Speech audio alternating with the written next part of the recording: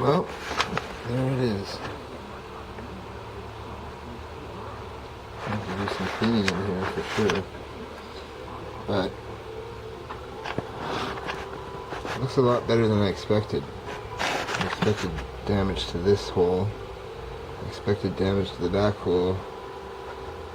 And if it is there, it's within a thou or so, I would say. But thrust washer looks very fresh even on the back of the bearing here. But this bearing is going to have to be replaced, and hopefully it comes out quite easily, and as well as the ball bearing at the top, I think I'll try to replace, which might be a good idea. I'm going to have some edges to fix on this. The guy before was much more abusive than I was in getting this out. There was no, I didn't hit the thing at all. This grind was here before, and this was here before from screwdriver attempts, I should probably suspect. And he just basically couldn't get the box out. Once it was rusted, it was probably a good thing because it would have become a chopper. And it's 707735 on the back case there. 707735. And here is our collection of removed parts. So we might be able to weld these back together, I'm not sure, but I don't think we need to. And the fork, as you can see, as I hacksawed this by hand,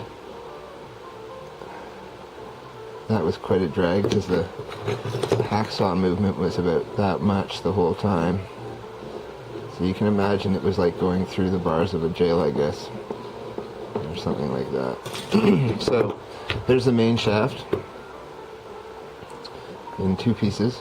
It's a quick disassembly, quick detach BSA type. And then we've got the end of the shafts here.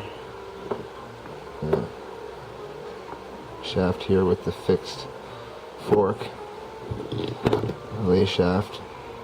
None of these gears are moving on the shaft at all. They're all locked in, except for that one. That's the only one. So I don't know if there's anything salvageable out of this. There's the cam plate.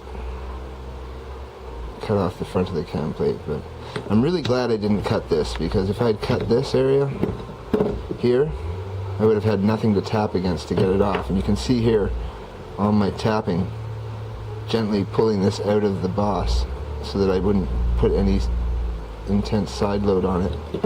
These are the little caps from the little nubs I've been talking about that were in the cam plate.